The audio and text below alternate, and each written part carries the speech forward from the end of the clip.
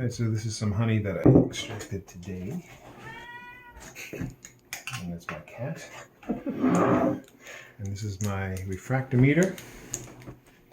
It's a meter of refraction. And I got a little bit of the honey right here in the little gloomy bit. And then you go swamp, squish it down. And the cat says, "Hey, feed me." And then I look down the hole. It's not focusing. Oh, here we go. Here we go. Right, so there it is. It's about 17%, which is good. Good enough.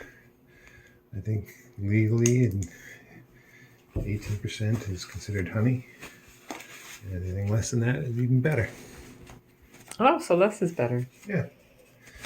There you go, folks. Honey.